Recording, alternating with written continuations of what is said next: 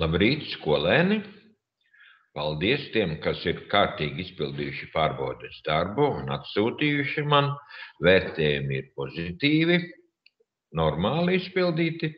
Neesmu saņēmis darbus gan no Lotes un no Rikārdo. Gaidu jūs vēlākais līdz rītdienas 3:00.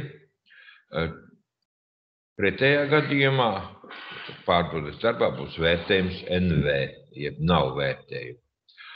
Laime drusku sajaukusi failus, es ceru, ka tas tā ir. Arī no viņas gaidu sava faila izpildi un atsūtīšanu man. Bet tagad par nākošajiem darbiem.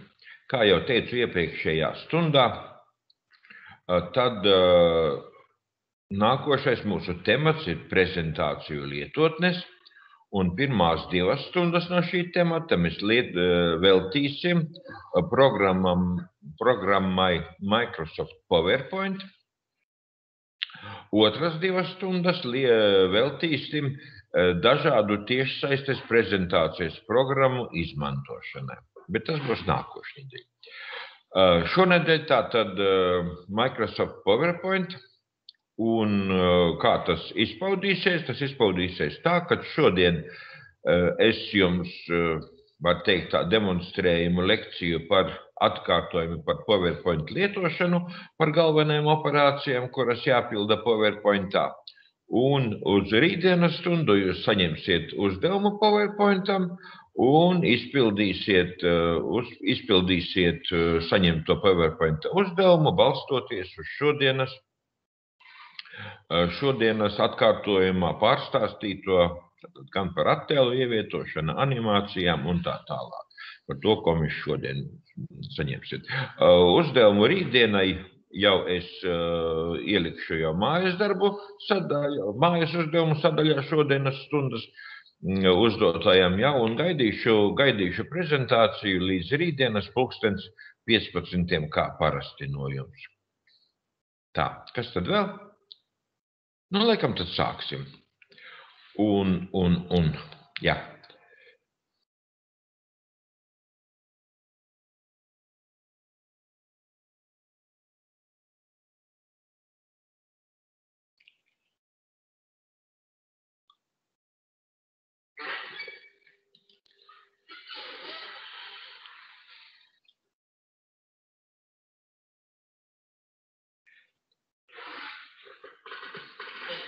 Es ceru, ka loks jums ir redzams un saprotams. Tad nu mēģināsim atkārtot visu to, ko mēs esam kādreiz mācījušies par Microsoft PowerPoint, un tas notika tālajā 2018. gadā, tad, kad jūs mācieties vēl 5. klasē. Bet sāksim visu pēc kārtas. Kā jau jūs atcerieties par šo te Microsoft PowerPoint loga uzbūvi, tāpat kā citās programmās mums te ir cilnes, un katra prezentācija mums sastāv no slaidiem, jā, kuru var būt viens un varbūt arī bezgalīgi daudz. Un tātad galvenās lietas, kas mums bija, tad atverot PowerPoint prezentāciju, mums atverās ar virsraksta slaidu, kurā ir lielais virsraksts un apakšvirsraksts, šī gadījumā Microsoft PowerPoint, un apakšvirsraksts atkārtojot.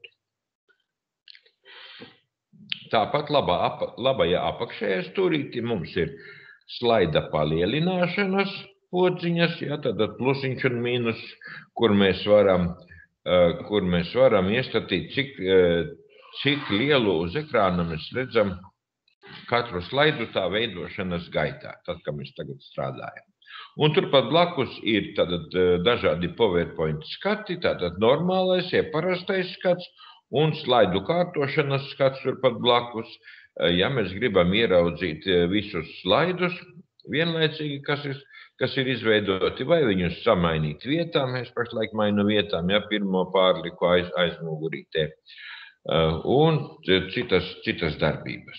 ejam atpakaļ uz pamata skatu. Tātad, un kas tad mums ir otrais slaids, kurā šodienas stundas galvenie temati mums ir pieminēti. Ko tad mēs šodien atkārtosim? Tā, un sāksim ar pirmo lietu, kad slaidiem ir svarīgi, lai viņiem būtu kaut kāds vienots fons, un šis fons var būt vienkārši ievietota krāsa vai ievietota faktūra, vai arī izvēlēts kāds noformējums, jeb dizains. Par to drusku vēlāk parunāsim. Bet tagad ar vienkāršo fonu pievienošanu, tad atcerēsimies no 5. klases, ar labo taustiņu mēs noklikšķinājām kādā tukšā vietā slaidā, tad tur, kur nav neviena objekta, un izvēlamies formatēt fonu, un tad fona formatēšana, fona aizpildījums, un tad mēs varējām izvēlēties vai kādu noteiktu toni, vai gradientu aizpildījumu, līdzīgas iespējas, kā mēs darījām tikko Excelī, ja? Vai arī pievienot kādu noteiktu attēlu vai faktūru, tad faktūra gatavās kaut kādas sagatavītas Microsoft, vai ievietot failu no datora. Vai arī varam izvēlēties arī kādu raksta aizpildījumu, ja tas ir tajā brīdī mums piemērots. Un tad, kad tas ir izdarīts, tad atliek tikai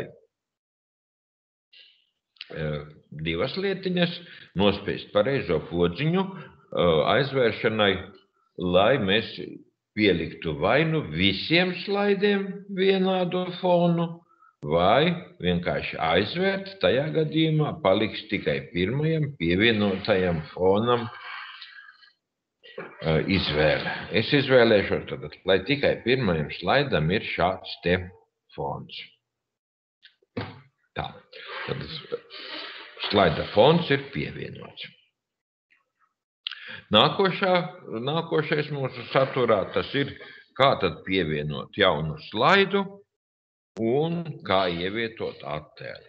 Lai pievienotu jaunu slaidu, sākuma cilnē mums ir jāatver lodziņš jauns slaids, jāizvēlas, kāda šī slaida būs izkārtojums, tas tad, kā mēs te redzam, ir 9 veidi izkārtojumiem, virsraksts un saturs, virsraksts un 2 saturi, vai tikai virsraksts, vai pilnīgi tukšs, bez kaut kādiem vieturiem, vai vēl atsevišķi tātad veidiņi saturs ar parakstu vai attēls ar paskaidrojumu, jeb parakstu.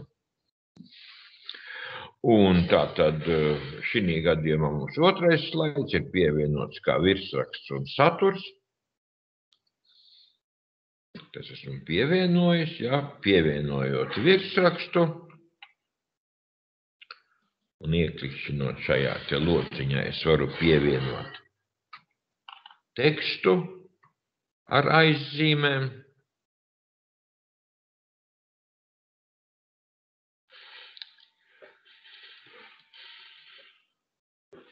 Un varu pievienot arī, ja man nav teksta, varu pievienot arī kādu attēlu, ja tam ir atbilstošs vieturis. Un attēlu mēs varējām pievienot divējādi. Es ieliku pašlaik vēl vienu failiņu, tad mēs attēlu varējām pievienot šeit, izvēloties ikoniņu, ievietot attēlu no faila, vai arī, tātad es nospiedīšu šo pociņu, tātad mēs redzam savu galeriju, kas mums tur iekšā, un izvēlētos no kādas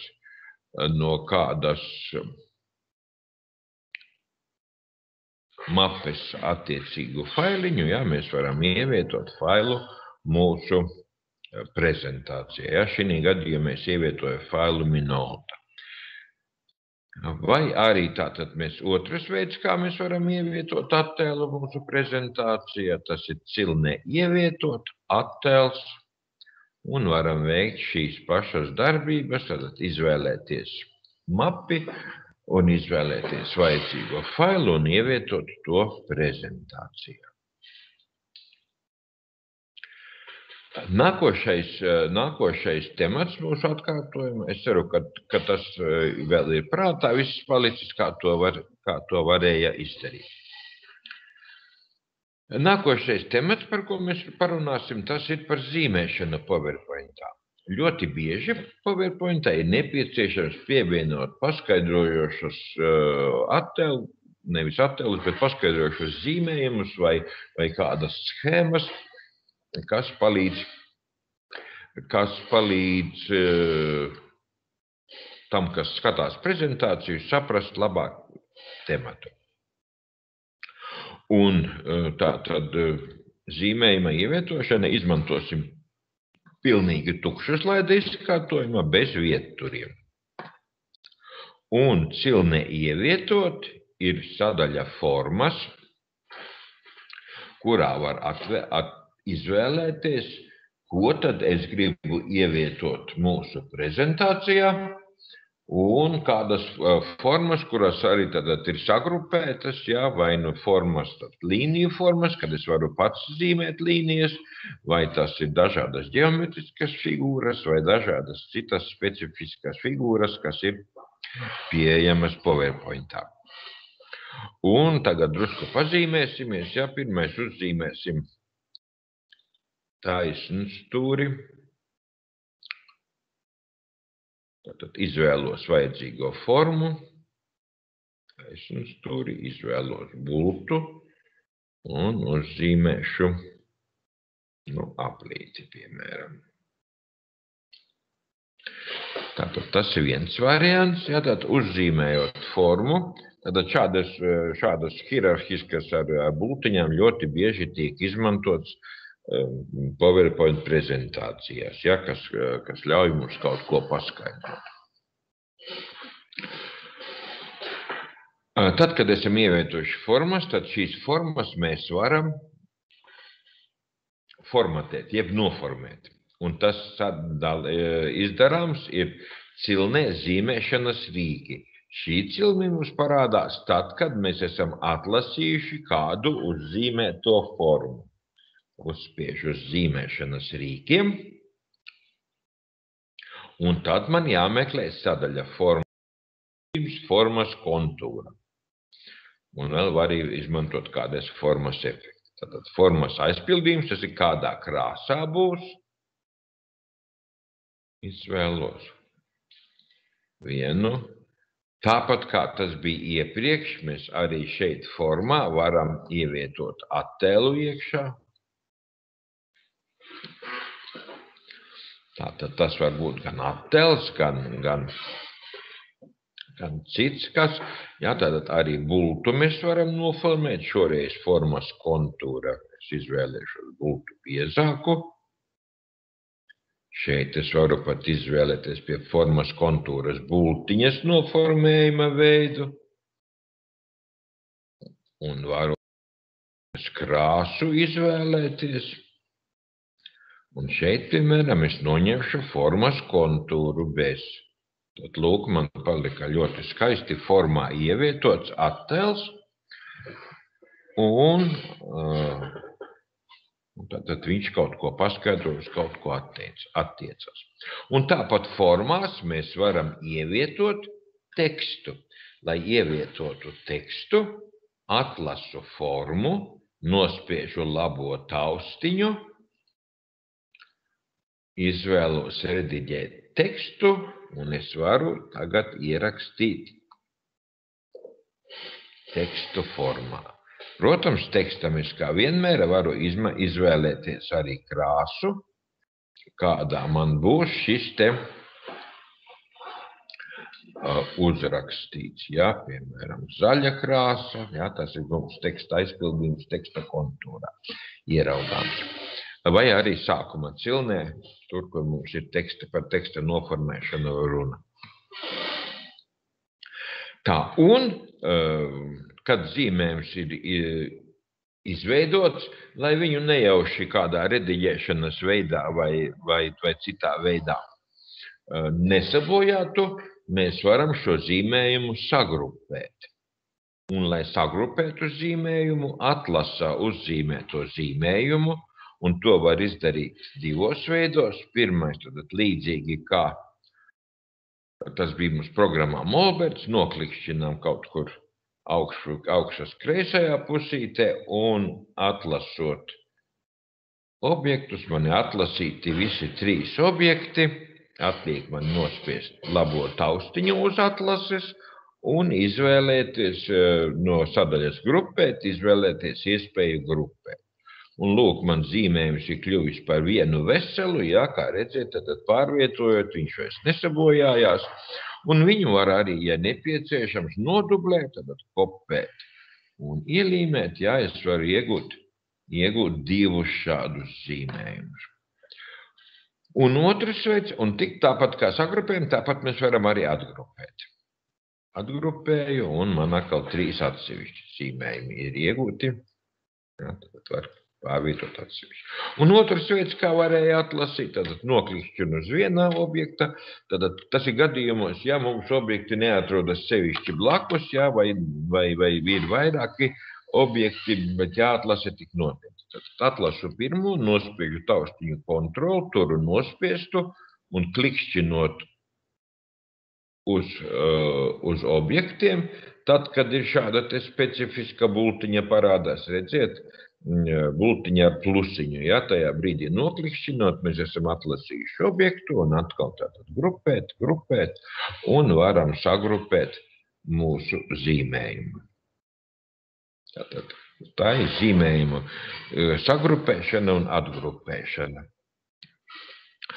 Un vēl bieži vien ir nepieciešams mainīt uzzīmētos objektus vietām. Uzzīmēšu vēl kādus 3 objektus, paņemšu no citas sadaļas, piemēram, no bloku bultām kaut ko izvēlēšos. Šādu bultiņu, no remarkām paņemšu mākonītim aiz zeltainuma var mainīt šo te vietu, no kurienes viņš sākas. Un uzzīmēšu vēl no bloku schēmām kādu schēmu.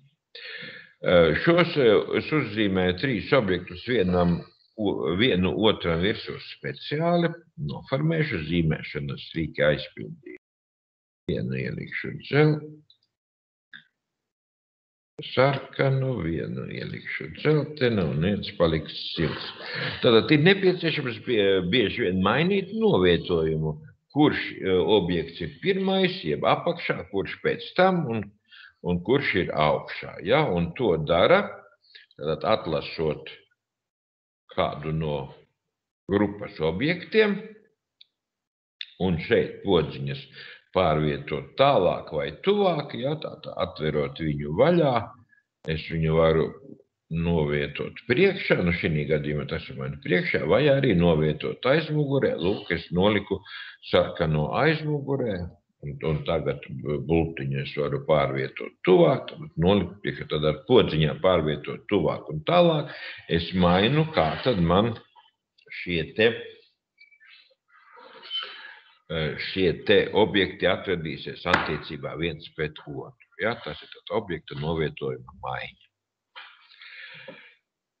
Nākošā lietiņa, ko atkārtosim, tas ir mākslinieciskais virsraksts WordArt. Ievietošu jaunu, pilnīgi tukšu vēlreiz slaidu un ievietošu māksliniecisko virsrakstu ar saturu atkārtojumus. Tātad ir ievietot, skatāmies WordArt, jeb virsraksts, izvēlos burtu veidu, ievadu tekstu, un kā redzēt, šeit mēs varam izmainīt teksta krāsu, teksta kontūru, dažādu, kādu mēs varbūt vēlamies. Jā, arī kontūras biezumu mēs varam tātad izmainīt. Un pie teksta efektiem mēs varam arī pievienot ēnu. Ļoti bieži es pievienošu tātad transformācijas, jā, es pievienoju tādu iespēju, lai man teksts būtu nedaudz izliecies pa visu formiņu. Ja? Lūk, tātad šāda te veida māksliniecisko virsrakstu es ievietoju. Ja? Tātad tas bija iespējams. Tur, kur zīmēšanas rīki, teksta aizpildījums, teksta kontūra, teksta efekti. Šīs te lietas pamainīt. Kā arī, protams, mēs varam arī sākuma cilnē, jā, izmainīt burtu lielumus, lai kaut kā tātad specifiskāk noformētu māksliniecisko virsrakstu jeb wordārtu. Nākošais temats, ko mēs atkārtosim, tas ir par dizainu jeb noformējumu pievienošanu. Tātad pašā pirmajā slaidā mēs ieliekam slaida fonu, bet ir iespējams arī ielikt jau sagatavotu slaidu noformējumu. Un tas ir izdarāms, tātad atlasu otro slaidu, atlasu sadaļu noformējums. Tad es varu ievietot gan jau iepriekš sagatavotus slaidu noformējumus. Tātad uzkliķinot uz šīm divām bultiņām es varu iegūt tātad visu sarakstu, kāda te man šeit ir redzami, ja? Un varu arī meklēt dizainus internetā, ja? Vai no cilnes Office.com. Un ievietošu cilni, tad pievienojot katram noformējuma veidu, mums te parādās viņas nosaukums. Ja? Piemēram, šeit ir forma Austin, šeit saucās forma izsmalcināts, ja? Un kādas citas oficiāls, tātad pievienojot formu. Varu pievienot formu. Pievienojot formu ir jāatcerās, ka pievienojot formu, viņa šādi, kā es tagad izdaru, pievienosies absolūti visiem slaidiem. Bet, ja mums gadījumā vajag pievienot tikai vienam, tad atlas, piemēram, trešajam es gribu citu, tad izvēlās, kuru noformējumu grib, piemēram, šo te leņķi, ar labo taustiņu uzklikšķinu un izvēlos lietot atlasītajiem slaidiem. Ja, tad šis noformējums parādīsies tikai tam slaidam, kurš bija izvēlēts tajā brīdī, kad es darīju šīs te darbības. Ja, tad noformējums arī palīdz lietotājiem padarīt savu prezentāciju atkal priekš skatītājiem uzskatāmāku. Tad, kad esam ievadījuši saturu, esam ievadījuši attēlus, ievadījuši tekstu prezentācijā, tātad ieteicams izveidot arī prezentācijā slaidu pārējas. Tas ir tātad veids, kādā veidā nomaina slaidi viens otru.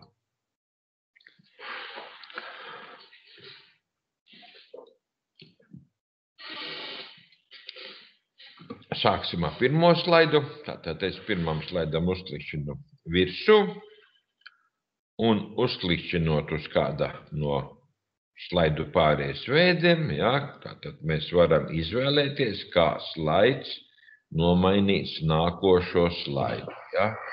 Dažādi veidi, un atkal mēs varam te visus iegūst, ja? Visus slaidu pārējo veidus. Ja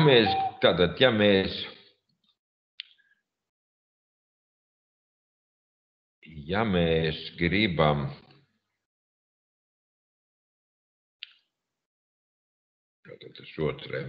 pievienot visiem vienādas slaidu pārējas, tad mēs atliek tikai izvēlēties pārēju un nospiežot lietot visam, Tad pilnīgi visiem slaidiem izveidosies šāda tipa slaidu pārēju, kā mēs izvēlējamies.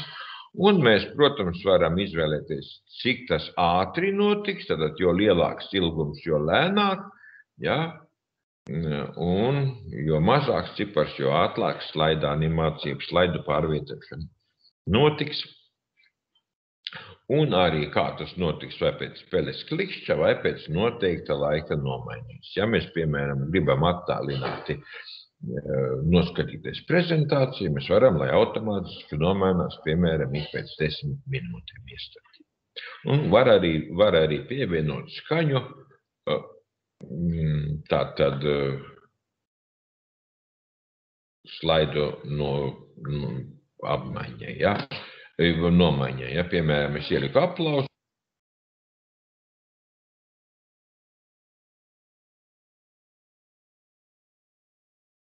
Un slaidiem nomainot viens otru, kā jūs dzirdējāt, tad bija aplausi.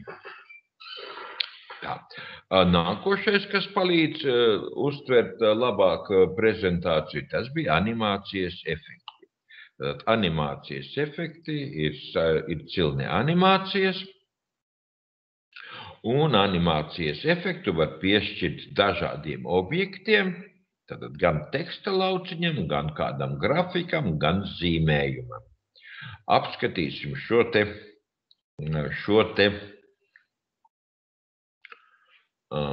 te variantus. Ja? Un sāksim pirmais ar tekstu. Es atlasīšu pēdējā slaidā, tātad mums bija šodienas atkārtojuma temati, un es pievienošu šim te teksta lauciņam, atlasot teksta lauciņu, pievienošu animācijas efektu, jeb veidu, kādā šis objekts tiek parādīts prezentācijā, tātad cilne animācijas. Es izvēlēšos animācijas veidu ielidošana. Kad animācijas efekts pievienots, mēs viņu varam arī rediģēt, jeb pielāgot. Šī gadījumā manis pievienotajai animācijai, ja, mēs varam izvēlēties, cik ātri tas notiks ilguma lodziņā. Ja. Arī šeit efektu opcijas mēs varam izvēlēties, no kuras puses viņš iebrauks. Es, piemēram, ielikšu, lai iebrauc no kreisās puses. Un vēl var veikt arī specifiskus animācijas efekta pielāgošanas variantus. Un, lai to izmantotu, ir jāieslēdz animācijas cilnē, podziņa animācijas rūts. Redziet, labajā pusītē parādījās animācijas rūts. Atverot pievienoto animāciju. Un izvēloties efekta opcijas, mēs varējām pielāgot, kādā veidā teksts parādās, un tad mēs varam pievienot skaņu. Piemēram, es pievienoju āmura skaņu, un izvēlēties, kā iebrauc mums teksts, ja, katrā rindiņā, vai pa vārdam, vai pa vienam burtam. Es, piemēram, izvēlēšos pa burtam, spiedīšu labi. Nu, izklausās tā, kā es ar rakstāmašīnu rakstītu, ja. Ja es to ilgumu tātad palielinu, viņš notiek mums lēnāk. Paskatīsimies, kā tas ir. Aplausi noskan. Nu, es pārāk lēnu ievietoju, ja, bet kā redziet, tad man pa vienam burtiņam parādās mans pievienotais teksts, un tas notiek pa vienam burtiņam.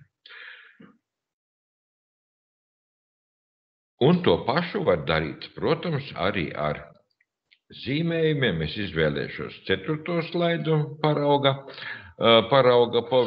prezentāciju, nu, piemēram, izvēloties vienu, otru un 3. objektu, tad es ieliku 3, neieliku, un šeit, un šim, Šim es neieliku.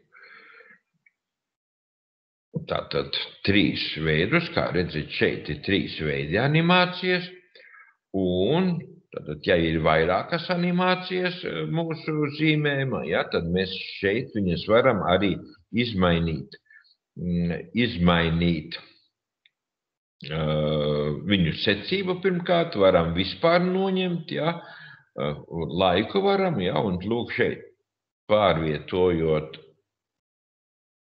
animācijas rūtī objektus, es varu izmainīt, kurš būs. Izmainīt sākotnēji iestatīto, kurš parādīsies, kurš pirmais, kurš otrais, ja, un arī citas īpašības. Paskatīsim. Otrais un trešais. Ja, tad bieži vien stāstījumā ir nepieciešams pareizā secībā iekļaut šos uzrakstus, lai tad tas labāk varētu ilustrēt lietotāja stāstījumu. Tā, nu lūk, esam ļoti ātrā tempā pārgājuši pāri mūsu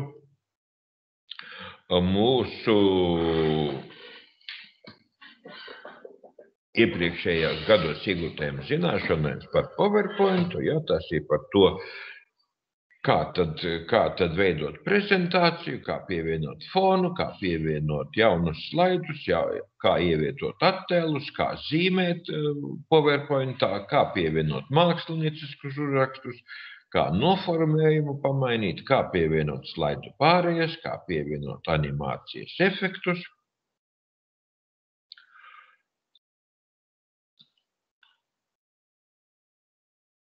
Un, protams, tad tekstu mēs varam ievadīt attiecīgajos teksta lauciņos, kas mums iegājuši, ja, un līdzīgi kā tas bija mums Wordā vai citur, ja, varam mainīt arī šī teksta īpašības, gan lielumus, gan krāsas, gan citas īpašības. Nu, lūk, atkārtojums tā kā būtu pabeigts, tagad atliek tikai saglabāt, fails saglabāt kā, un es varu saglabāt pie prezentācijām, 7. klasē, ka tas mums ir Microsoft PowerPoint atkārtojums. Un kā jau sacīju, tad šodienas stundiņa līdz ar to mums ir beigusies. Nākošā stunda ir ceturtdien, un ceturtdienas uzdevums būs saskaņā ar e-klasē ievietoto uzdevumu izveidot prezentāciju lietotnē Microsoft PowerPoint un atsūtīt skolotājiem līdz 15. Uz redzēšanos līdz nākošajai stundai, kura būs ceturtdien, bet tad mēs vizuāli nesatiksimies, uzpildīsiet darbu, bet tad nākošā video stunda būs nākoša trešdien. Uz redzēšanos!